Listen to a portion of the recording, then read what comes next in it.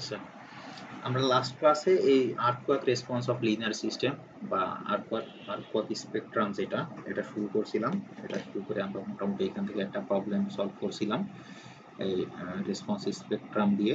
আমাদের এখানে প্রথম প্রবলেম যেটা, এই এক্সাম্পল যেটা, এই পানির ট্যাঙ্কির যে প্রবলেমটা, এই প্রবলেমটা আমরা সলিউশন করছিলাম লাস্ট ক্লাসে।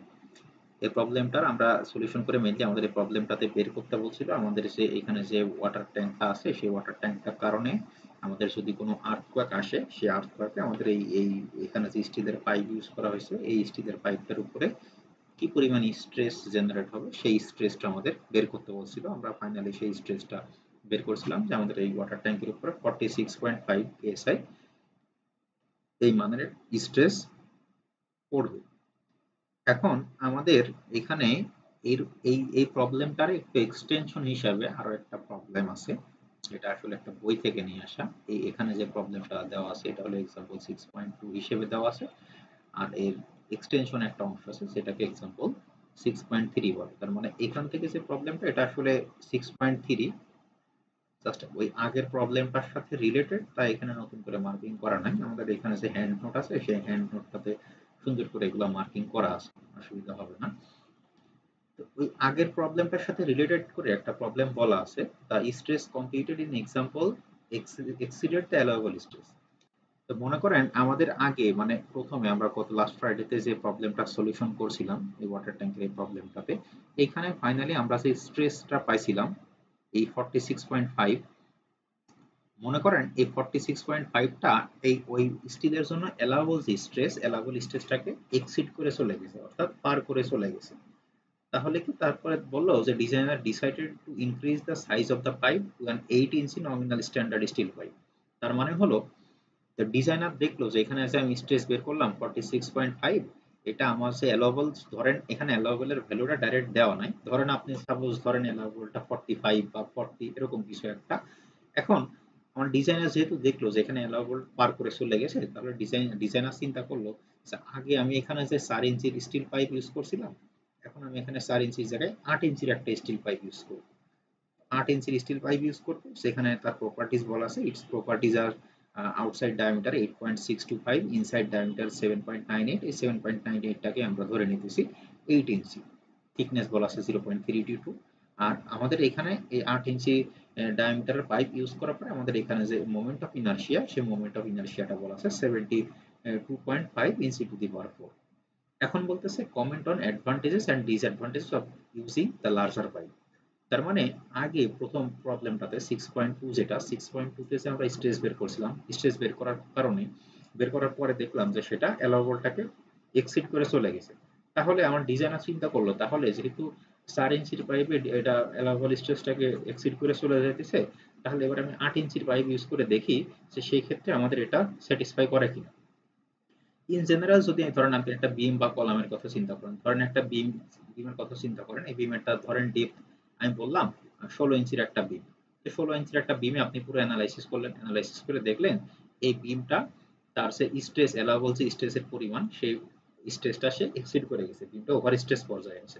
তাহলে কি করবেন আপনার আরসিসি ডিজাইনের যদি সহজ কথা চিন্তা করি, তাহলে কি এখানে ডেপথটা আমি বাড়াই দিব, আগে 16 ইঞ্চি ছিল, এখন ধরেন 18 ইঞ্চি বা একটু ডেপথটা বাড়াই দিয়ে আমি আবার চেক দিব যে সেক্ষেত্রে আর কি এটা মানে তার যে অ্যালাউবল লিমিটের মধ্যে আছে কিনা। তো সাধারণত আরসিসি ডিজাইনে আমরা এটাই করি যে আমরা সাধারণত যদি এরকম ওভার স্ট্রেস হয়ে যায় বা অ্যালাউবল স্ট্রেসটাকে এক্সিড করে যায়, সেক্ষেত্রে আমরা ডেপথটা বাড়াই দিয়ে আমরা চেক দিই যে এবার ঠিক আছে কি। তো সাধারণ ক্ষেত্রে আরসিসি বলি বা স্টিলের ক্ষেত্রে সাধারণত স্ট্যাটিক লোড, যেমন আমাদের স্ট্যাটিক জেনারেল ডেড লোড বা লাইভ লোড, সেই সমস্ত ক্ষেত্রে এভাবে জাস্ট থিকনেসটা বা ডেপথটা বাড়াইলে আমাদের সাধারণত যে সমস্ত স্ট্রাকচারাল এলিমেন্ট আছে সেগুলা অ্যালাউবল লিমিটের মধ্যে চলে আসলেও ডাইনামিক লোডের ক্ষেত্রে এরকম কোনো আর কি বাধ্যবাধকতা নাই বা এরকম কোনো ফিক্সড রুল নাই যে আমি এখানে জাস্ট থিকনেসটা বা ডায়ামিটারটা বা পাইপের থিকনেসটা বাড়াই দিলেই যে সেটা আমার অ্যালাউবল লিমিটের মধ্যে চলে আসবে। ডাইনামিক্স এর ক্ষেত্রে এরকম কোনো মানে রিজিড কোনো রুলস নাই। ডাইনামিক্স এর ক্ষেত্রে এমন হইতে পারে যে আমি এখানে লার্জার পাইপ ইউজ করার কারণে আমার স্ট্রেসটা উল্টা আরো বেড়ে গেছে।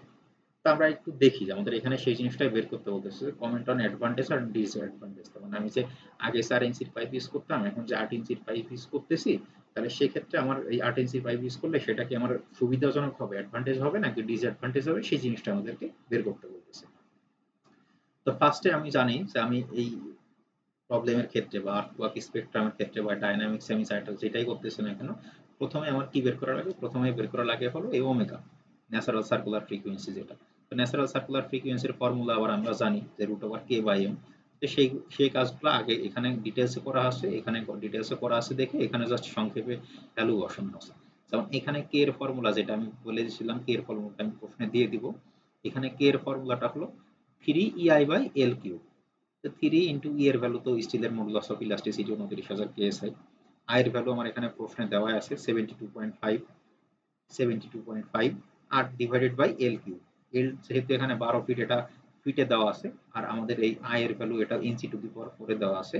সেজন্য আমরা কি করছি 12 ইন্টু 12 অর্থাৎ ফিটটাকে ইঞ্চিতে কনভার্ট করছি, তারপরে কিউব করছি। কিউব করলে আমাদের কে এর ভ্যালু যেটা স্টিফনেস এর ভ্যালুটা আসে 2.112 কিপ পার ইঞ্চি। সেখান থেকে এখন ওমেগা ইকুয়াল টু আমরা ফর্মুলা জানি √k/m। তো কে এর ভ্যালু যখন আমি পাইলাম 2.115 আর এম এর ভ্যালু আমি এই প্রবলেমটার আগেই বের করে আসছি, এখানে আমরা আগেই পাইছিলাম এম এর ভ্যালুটা m ইকুয়াল টু w/c। ডাব্লিউটা কি, ডাব্লিউটা হলো আমাদের ওয়াটার ট্যাঙ্কের ওয়েট, যেটা এখানে দেওয়া আছে 5200 পাউন্ড। সেটা পাউন্ড থেকে আমরা কিপে নিয়ে গেলে হয় সেটা 5.2 কিপ।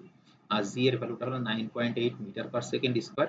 যেহেতু আমরা বাকি ডাইমেনশন গুলো ইঞ্চিতে কনভার্ট করছি, তাই এই 9.8 মিটার পার সেকেন্ড স্কোয়ারে 9.8 মিটারকে ইঞ্চিতে কনভার্ট করলে সেটা আসে 386। এটা আমি গত ক্লাসে আপনাদেরকে বোর্ডেও করাই দেখাচ্ছি।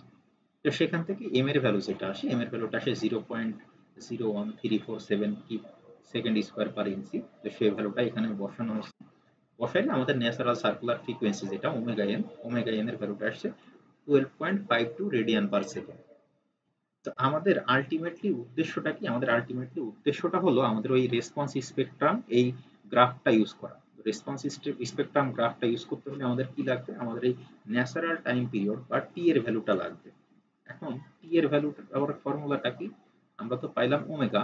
তো ওমেগা থেকে এবার টি পেতে হলে ফর্মুলাটা হলো টি ইকুয়াল টু 2π/ওমেগা। টি ইকুয়াল টু 2π/ওমেগা। তাহলে এখানে যেহেতু আমরা ওমেগার ভ্যালুটা পাইছি, তাহলে সেখান থেকে জাস্ট টি ইকুয়াল টু 2π/ওমেগা এই ভ্যালুটা বসালে এখান থেকে আমরা ন্যাচারাল টাইম পিরিয়ড যেটা টাইম পিরিয়ডটা পাইলাম 0.502 সেকেন্ড।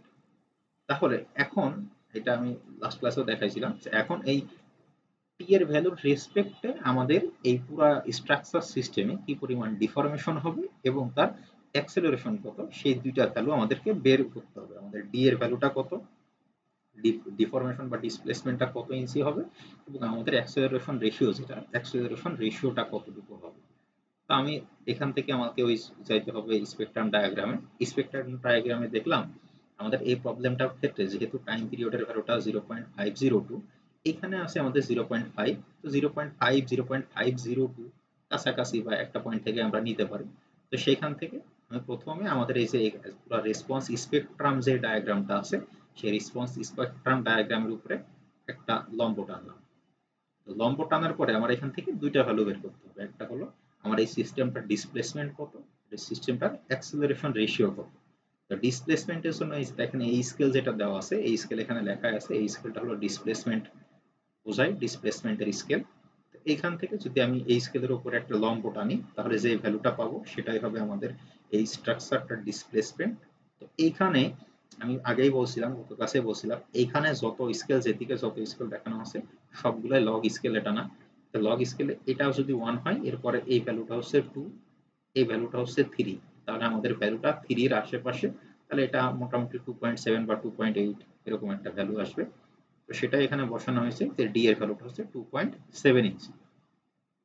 আবার এই যে টাইম পিরিয়ড থেকে যে লম্বটা টানার পরে যে বিন্দুতে ছেদ করছিল, সেই বিন্দু থেকে যদি আমরা অ্যাক্সেলারেশন রেশিওর উপর একটা লম্ব টানি, তাহলে যে বিন্দুতে ছেদ করবে সেই ভ্যালুটাই হবে আমাদের অ্যাক্সেলারেশন রেশিও। তো সেটা যদি দেখি, তাহলে এটা ছিল 0.1, তার মানে কি এটা হচ্ছে 0.2 0.3 4 5 6 7 8 9, তার মানে 1 এর কাছাকাছি। 1 থেকে এক ঘর পরে ছিল, 1 থেকে এক ঘর পরে যেটা, সেটাকে আমরা বলতেছি 1.1g ধরে নিছি আমরা।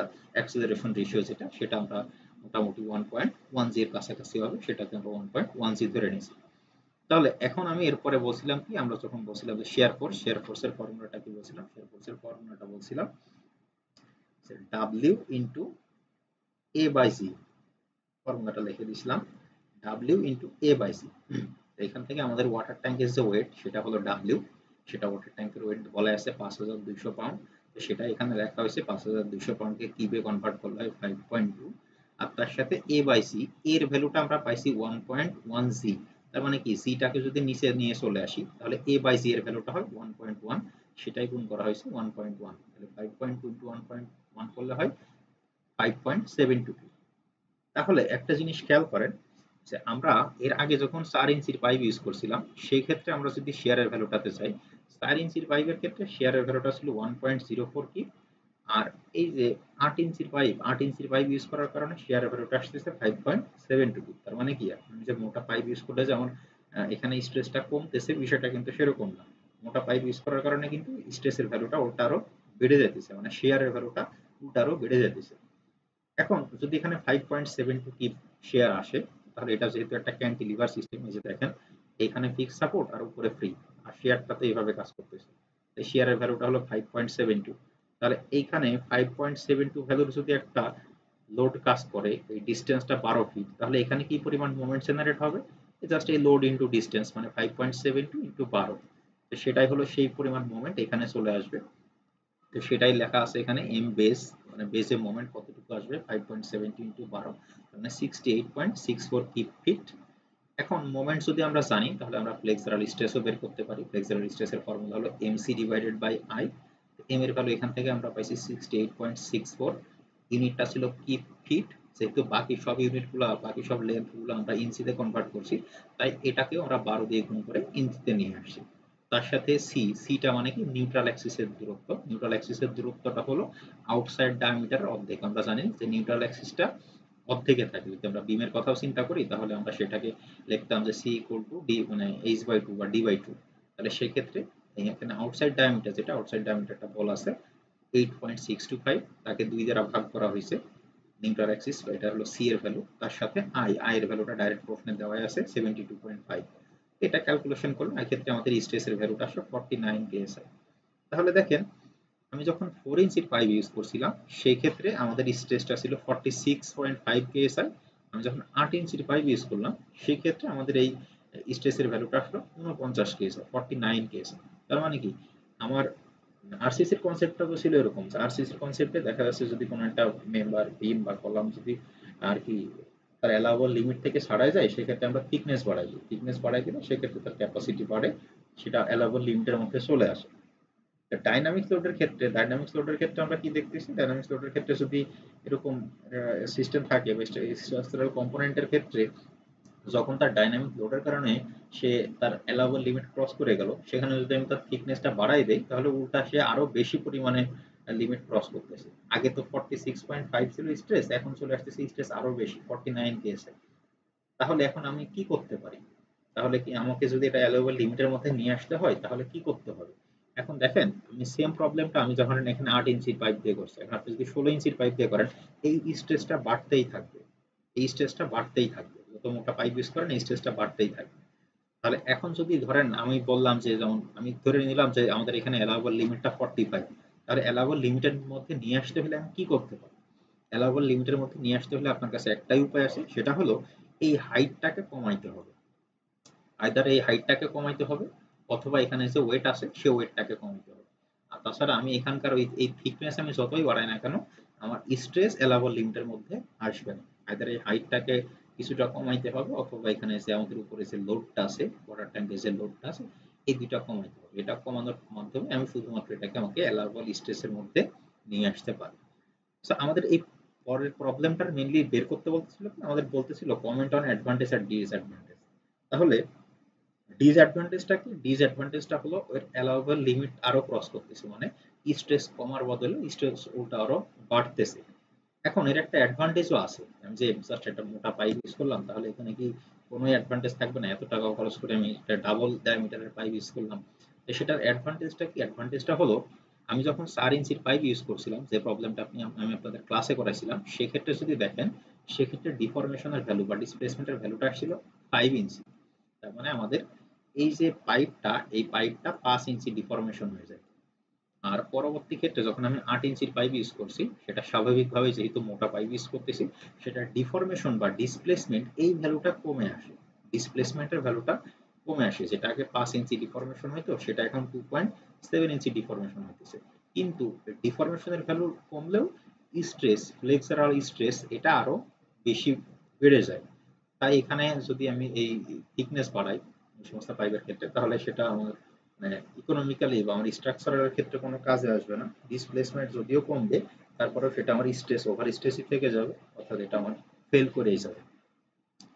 সো এটা গেল একটা প্রবলেম। এই প্রবলেমটা বুঝতে পারেন না এমন কেউ আছেন?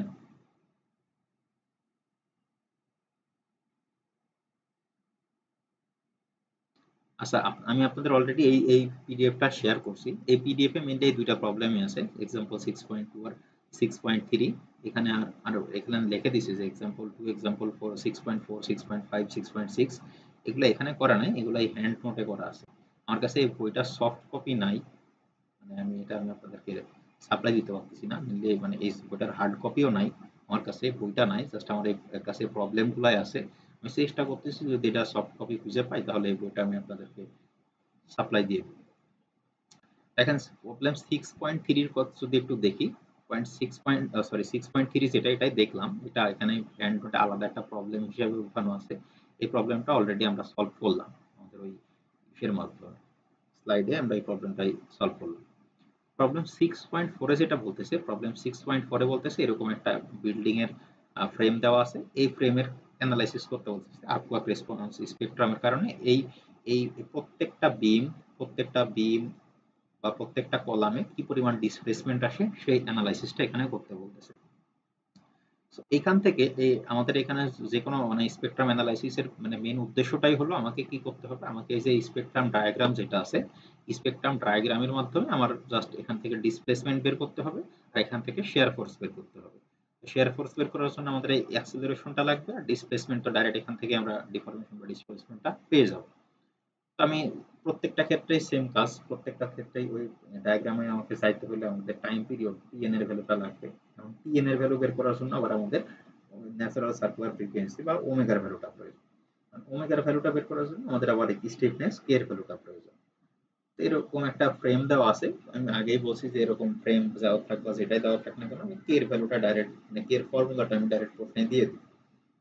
তো এখানে কে এর ফর্মুলা দেওয়া আছে 96/7 EI divided by H cube. তাহলে এখানে আমি যদি জাস্ট কে এর ভ্যালুটা বের করি, তাহলে ই এর ভ্যালুটা মডুলাস অফ ইলাস্টিসিটি, এখানে যে আমাদের যে প্রবলেমে যে প্রশ্নটা দেওয়া আছে সেই প্রশ্নে লেখা আছে modulus of elasticity of concrete is 3 × 10⁻³ KSI। সেই ভ্যালুটা ই এর এখানে বসাই দিছি। আর আইটা হলো মোমেন্ট অফ ইনারশিয়া, এখানে ডাইরেক্ট মোমেন্ট অফ ইনারশিয়ার ভ্যালুটা দেওয়া নাই, কিন্তু এখানে বলা আছে এখানে যে কলামগুলো ইউজ করা হয়েছে, each column and beam has a 10 inch square cross section, তার মানে প্রত্যেকটা কলাম আর প্রত্যেকটা বিমের ক্রস সেকশন হলো 10 ইঞ্চি বাই 10 ইঞ্চি। তো সেখান থেকে আমরা মোমেন্ট অফ ইনার্শিয়াটা বের করতে পারি। মোমেন্ট অফ ইনার্শিয়ার ফর্মুলাটা কি, BH³/12। মোমেন্ট অফ ইনার্শিয়ার ফর্মুলা হলো BH³/12। সেই ভ্যালু সেই ফর্মুলাটা এখানে ইউজ করা হয়েছে। দেখেন বি এর ভ্যালু যেহেতু BH দুইটায় 10 ইঞ্চি, তাহলে সেটা এখানে ইউজ করা হয়েছে 10 × 10³ ডিভাইডেড বাই 12, নিচে ডিভাইডেড বাই এইচ কিউব। এইচটা এখানে ফিটে দেওয়া আছে, বাকি সবকিছু যেহেতু আমরা ইঞ্চিতে ইউজ করছি তাই এখানে 12 গুণ করে ইঞ্চিতে নেওয়া হয়েছে। সেখান থেকে আমরা বের করলে এখান থেকে আমাদের কে এর স্টিফনেস এর ভ্যালুটা আসছে 11.48 কিপ পার ইঞ্চি। এখন আমার আরেকটা কি ভ্যালু প্রয়োজন, সেটা লাগবে আমাদের এম এর ভ্যালু। ডাব্লিউ ওমেগা বের করতে হলে ফর্মুলা √/k/m, কে এর ভ্যালুটা বের করলাম, আরেকটা ভ্যালু প্রয়োজন সেটা হলো এম।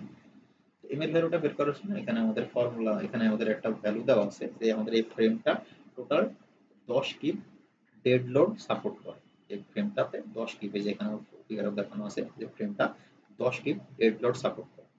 তো 10 কিপ ডেড লোড থেকে আমরা যদি ওই নিয়ে যাই, এখানে ডাব্লিউ এর ভ্যালু যেটা, ডাব্লিউ এর ভ্যালু বলা আছে 10 কিপ, তো সেখান থেকে আমরা যদি এম নিয়ে যাই তাহলে সেটাকে জি দ্বারা ভাগ করতে হয়। তো জি এর ভ্যালুটা যদি মিটার পার সেকেন্ড এককে নেই তাহলে সেটা 9.8, আর যদি আমরা ওই ইঞ্চিতে নিয়ে কনভার্ট করি, ইঞ্চিতে নিয়ে গেলে সেটা 386, কিছুক্ষণ আগে যেটা বললাম। তো সেটাই এখানে করা হয়েছে, 10কে 386 দ্বারা ভাগ করা হয়েছে। ভাগ করলে এখান থেকে আমাদের ওমেগা যেটা ন্যাচারাল সার্কুলার ফ্রিকোয়েন্সি যেটা, সেটা 21.05 রেডিয়ান পার সেকেন্ড, এই ভ্যালুটা আমরা পাইতেছি। এরপরে আবার সেম জিনিস, টি এর ভ্যালুর ফর্মুলা হলো T equal to 2 pi by omega. সেই ভ্যালুগুলো এখানে বসানো হয়েছে 2 পাই বাই ওমেগা। বসাইলে এখান থেকে আমাদের টি এর ভ্যালুটা আসছে 0.3 সেকেন্ড। এই রেসপন্স আর্টওয়ার্ক রেসপন্সের প্রত্যেকটা ম্যাথেই সেম, একদম সেম জিনিস, সেম কাজই করা লাগবে। এখন আমরা টি এর ভ্যালুটা পাইছি 0.3, এই যে এখানে 0.2, এটা হচ্ছে 0.3। আর আমাদের আর এখানে যেহেতু পাঁচটা ড্যাম্পিং মানে পাঁচটা ফিগার দেওয়া আছে বা পাঁচটা এখানে গ্রাফ দেওয়া আছে, আমরা কোনটা ইউজ করব, এখানে আমাদের এই এই গ্রাফটা প্রশ্নে দেওয়াই থাকবে এবং এই গ্রাফটা কোনটা দ্বারা কি নির্দেশ করে সেটা এখানে লেখাই আছে। তো প্রথম একদম নিচে যে গ্রাফটা সেটা হলো তখন ড্যাম্পিং রেশিওটা 0%, পরেরটা হলো 2%, তারপরটা 5%, তারপরে 10%, তারপরে 20%। আমাদের এখানে যে প্রবলেম, এই প্রবলেমটার এখানে প্রশ্নে বলা আছে যে এখানে ড্যাম্পিং রেশিওটা 5%, এই যে বলা আছে ড্যাম্পিং রেশিও 5%। তার মানে এখানে আমরা নিচের থেকে 3 নাম্বার গ্রাফ, যেটা 3 নাম্বার গ্রাফটা ইউজ করবো, এই গ্রাফটা ইউজ করবো। তাহলে আমার কাজ কি, আমার কাজ হলো 0.3 থেকে 3 নাম্বার গ্রাফের উপরে একটা লম্ব টানবো। সেই লম্বটা এইখানে এইখানে গিয়ে টাচ করছে। এখন এইখান থেকে ডিফরমেশন স্কেলের উপরে একটা লম্ব টানবো আর এই অ্যাক্সিলারেশন রেশিওর উপরে একটা লম্ব টানবো। এখান থেকে সেই ভ্যালুটা পাবো, সেই ভ্যালুটা আমি ডিফরমেশন ইউজ করব। আর এখান থেকে যে ভ্যালুটাই পাবো সেটা হলো আমি অ্যাক্সিলারেশন রেশিওতে ইউজ করবো, যেটা আমার বেস শেয়ার বের করতে কাজে লাগবে। এখান থেকে এই ভ্যালুটা ড্র করার পরে এখান থেকে এই ডিফরমেশন, যেটা ডিফরমেশনের ভ্যালুটা পাওয়া গেছে 0.67 ইঞ্চি।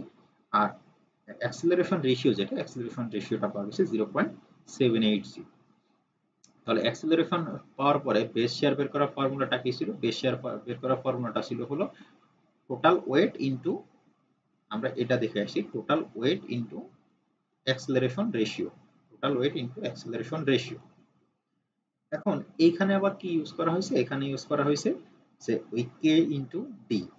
এখন কথা হলো আমি কোনটা ইউজ করব, আপনি এটা ইউজ করেন অথবা এটা ইউজ করেন, কোনো অসুবিধা নেই, দুইটাতে সেম ভ্যালুই আসবে, কোনো সমস্যা নেই। আমি এখানে কি করছি, এখানে যদি কে ডি ইউজ করি, কেটা কি, কেটা হলো স্টিফনেস, স্টিফনেসের ফর্মুলা ভ্যালুটা পাইছিলাম 11.48 আর ডিসপ্লেসমেন্ট এখান থেকে পাইলাম 0.67। এখান থেকে ক্যালকুলেশন করে ভ্যালু আসে কত, 7.6। এখন ধরেন আমি এই ক্যালকুলেশন করব না, আমি ধরেন আগে যে ফর্মুলাটা ইউজ করলাম সেটা ইউজ করব। তো সেক্ষেত্রে আমাদের এই প্রবলেমটার ক্ষেত্রে বলাই ছিল এই প্রবলেমটা 10 কিপ লোড ক্যারি করে, অর্থাৎ ডাব্লিউ এর ভ্যালুটা ছিল 10। আর এ বাই জি এর ভ্যালুটা আমি পাইলাম কত, এ ইকুয়াল টু 0.78 জি। তার মানে জিটাকে যদি এর নিচে নিয়ে আসি তাহলে এ বাই জি ইকুয়াল টু 0.78, তাহলে 10 ইন্টু 0.78 যদি করে তাহলে আমাদের ভ্যালুটা কত আসে, 7.8। তার মানে কি 7.6 7.8 কাছাকাছি, এটা কোনো অসুবিধা না। এটা দিয়ে করেন, আপনি আগে যে ফর্মুলাটা দিয়ে করে আসলাম আগের প্রবলেম, এটা দিয়ে করেন অথবা এটা দিয়ে করেন, ভ্যালু সেম আসবে, ভ্যালু কোনো চেঞ্জ আসবে না, পয়েন্ট সামথিং এটা নেগলিজেবল। তো ধরেন আমি এটা দিয়ে করি বা এটা দিয়ে করি, ধরেন যদি এটা দিয়েই করি তাহলে এখানে ভ্যালুটা আসলো 7.8 কি, তার মানে কি আমি বেস শেয়ার, সেই শেয়ারের ভ্যালুটা আমি পাইলাম 0.78 কি, সরি 7.8 কি। তার মানে কি সেই শেয়ারটা কোথায় কাজ করবে, এইখানে কাজ করবে। এখন আমার এই ডাইনামিক্স অফ স্ট্রাকচার কোর্সের কাজটা কি, আমার এই এই ফ্রেমের উপরে ডাইনামিক লোডের কারণে কি পরিমাণ শেয়ার আসতেছে সেই জিনিসটা নিয়ে আসা। এরপরে এই বিল্ডিংটা কিভাবে অ্যানালাইসিস করতে হবে, এই মেথড আপনারা বিভিন্ন স্ট্রাকচারাল অ্যানালাইসিস কোর্সের মধ্যে শিখে আসছেন, পোর্টাল ফ্রেমের মাধ্যমে শিখে আসছেন, তারপরে আপনার ওই ইউনিট লোডের মাধ্যমে শিখে আসছেন। এখানে সেরকমই জাস্ট সেই জিনিসটা এখানে করা আছে যে প্রথমে 7.6 কিপ বা 7.8 কিপ যে লোডটাই বলি না কেন, এখানে ইউনিট লোডের মাধ্যমে প্রথমে এখানে ইউনিট ডিফরমেশন ধরে নেওয়া হয়েছে E1 ইকুয়াল টু 1। তারপরে সেটাকে প্রত্যেকটা জায়গায় স্টিফনেস বের করে মানে পুরো এই বিমটাকে অ্যানালাইসিস করা হয়েছে, পরে এই স্ট্রাকচারটাকে অ্যানালাইসিস করা হয়েছে, স্ট্রাকচারটাকে অ্যানালাইসিস করার পরে এখানে স্টিফনেস ম্যাট্রিক্সের মাধ্যমে এই আমাদের এই ভ্যালুগুলো বের করা হয়েছে। সো এই প্রসেসটা আপনারা স্টিফনেস ম্যাট্রিক্সেই শিখে আসছেন। আমার এই কোর্সের মানে মেন উদ্দেশ্য এই স্টিফনেস ম্যাট্রিক্স করা না বা এই জিনিসটা করা না। সো আপনাদের পরীক্ষায় এই স্টিফনেস ম্যাট্রিক্সের এটা করা লাগবেও না। আমি যদি এরকম প্রবলেম দেই, ফ্রেম দিয়ে এরকম প্রবলেম দেই, আপনাদের কাজ হবে এই বেস মানে এই শেয়ার পর্যন্ত বের করা, এই শেয়ার কতটুকু শেয়ার আসতেছে আমাদের এই জয়েন্টে বা আমাদের এই ফ্রেমে কতটুকু শেয়ার আসতেছে সেই শেয়ারের ভ্যালু পর্যন্ত বের করবেন। এরপরে যে অ্যানালাইসিস, এটা স্ট্রাকচারাল অ্যানালাইসিস কোর্সের অন্তর্ভুক্ত বা স্টিফনেস ম্যাট্রিক্স। এই স্টিফনেস ম্যাট্রিক্স যদি আমি আপনাকে এখন সলিউশন করতে বলি, এটা অনেক হিউজ কাজ বা এটা অনেক টাইম কনজিউমিং। এটা আসলে মানে আমার একটা ম্যাথের মধ্যে আমি স্টিফনেস ম্যাট্রিক্স বের করা, আবার ওই স্পেকট্রাম দিয়ে বেস শেয়ার বের করা, এটা আসলে একটা ম্যাথের মধ্যে অংশও না। এই জন্য এর দুটো আলাদা আলাদা কোর্সেই দেওয়া হয়। তো এটা আপনারা আগে যেভাবে শিখে আসছেন স্টিফনেস, সেভাবে অ্যানালাইসিস করবেন। আমার আমার প্রবলেমের জন্য, আমার কোর্সের জন্য আপনারা এই বেস শেয়ার মানে এখানে কি পরিমাণ শেয়ার আসতেছে সে পর্যন্ত বের করলেই এনাফ, এ পর্যন্ত বের করলেই এনাফ। এক্সাম্পল 6.5 এ যদি দেখি, এক্সাম্পল 6.4 আর 6.5 সেম একই এক্সাম্পল, জাস্ট একটা একটা এক্সটেনশন। সেটা হলো আগে আমাদের এখানে যে ফ্রেম, সেই দুইটা ফ্রেম একই লেভেলে ছিল। এখন কি, এখন একটা ফ্রেম উপরে আছে, একটা ফ্রেম মানে একটা কলাম ছোট আর একটা কলাম বড়। এটা জেনারেলি আসলে কখন হয়? আপনার দেখে মনে হতে পারে যে আসলে এটা তো প্র্যাকটিক্যালি সম্ভবই না যে একটা কলাম এত ছোট আর একটা কলাম এত বড়। এটা সম্ভব, এটা জেনারেলি যদি কোনো পাহাড়ি এলাকা হয় বা কোনো স্লোপিং গ্রাউন্ড থাকে, যে এক পাশে সয়েলটা মানে মাটির লেভেলটা নিচে আর এক পাশে মাটির লেভেলটা উপরে, কোনো স্লোপিং গ্রাউন্ড, পাহাড়ের ঢালে আপনি একটা কলাম দিতেছেন আর একটা কলাম নিচে দিতেছেন, সেই সমস্ত ক্ষেত্রে এরকম আর কি স্ট্রাকচার পাওয়া যায়। এটাকেও যদি আমাকে অ্যানালাইসিস করতে হয়, মানে এখানে কি পরিমাণ শেয়ার আসতেছে সেই জিনিসটাও যদি আমার বের করতে হয়, সিম্পল একই জিনিস, আগে যা করলাম সেম একই জিনিস। প্রথমে কি বের করতে হবে, শুধুমাত্র আগের আগের প্রবলেমটা আর এই প্রবলেমটার মধ্যে চেঞ্জ হলো কে এর ভ্যালু, কে এর ফর্মুলা। আগের প্রবলেমটাতে আমরা direct 96/7 EI divided by L cube use করছি, 96 divided by 7 EI L cube use করছি আগের প্রবলেমটাতে। এখানে আমরা এই যে এই ডাইরেক্ট কে স্টিফনেসের ফর্মুলা এটা ইউজ করছি, এখানে ওটা ইউজ করা যাবে না, এখানে স্টিফনেসের ফর্মুলাটা চেঞ্জ হয়ে যাবে। এটা হলো 12 EI1 divided by L1 cube, অর্থাৎ এটাকে আমরা L1 ধরতেছি, এটাকে L2 ধরতেছি।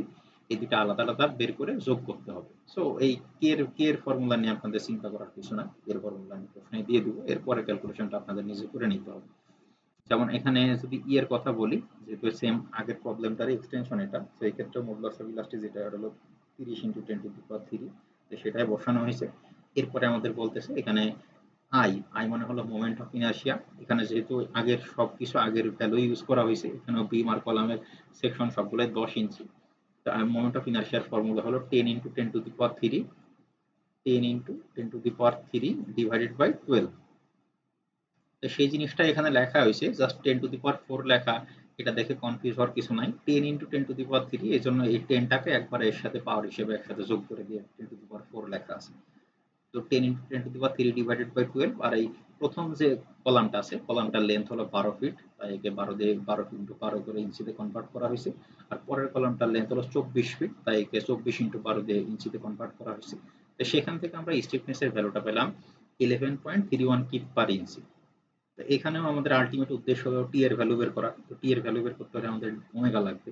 তো ওমেগার ভ্যালু বের করার জন্য আমরা কে এর ভ্যালু 11.31, আর যেহেতু সবকিছু আগের প্রবলেমের ভ্যালু ইউজ করা হয়েছে, সেক্ষেত্রে লোড আমরা ডেড লোড বলছিলাম, আমাদের এই স্ট্রাকচারটা 10 কিপ ডেড লোড সাপোর্ট করে, তাই 10 কিপ লোড থেকে আমরা ওই 386 মানে ওই জি এর ভ্যালু দ্বারা ভাগ করে আমরা এখান থেকে এম বের করছি। বের করার পরে আমরা ওমেগার ভ্যালুটা পাইছি 20.89 রেডিয়ান পার সেকেন্ড। এটা পাওয়ার পরে টি এর ফর্মুলা হলো 2 পাই বাই ওমেগা। তো 2 পাই বাই ওমেগা সবকিছুতে আমরা ভ্যালু বসাইলে আমরা টি এর ভ্যালুটাও এখানে পাইছি 0.30 সেকেন্ড।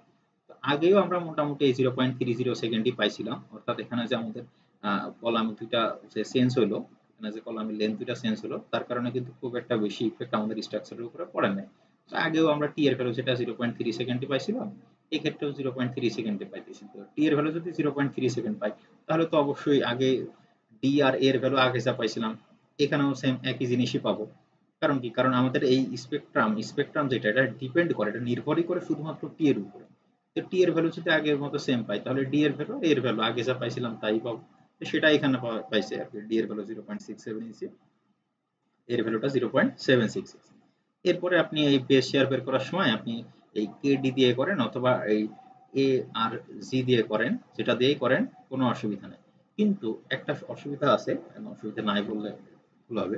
সেটা হলো এখানে যখন আমরা আগের প্রবলেমটা সলিউশন করি, আগের প্রবলেমটাতে যেহেতু দুইটা কলামেরই লেন্থ সেম ছিল, দুইটা কলামের হাইট সেম ছিল, তার মানে কি এখানে যে একটা কলামে যদি 7.8 পরিমাণের শেয়ার আসে, এই পরিমাণ শেয়ার এটাতেও আসবে, অর্থাৎ দুইটা কলামে সেম পরিমাণ শেয়ার আসবে।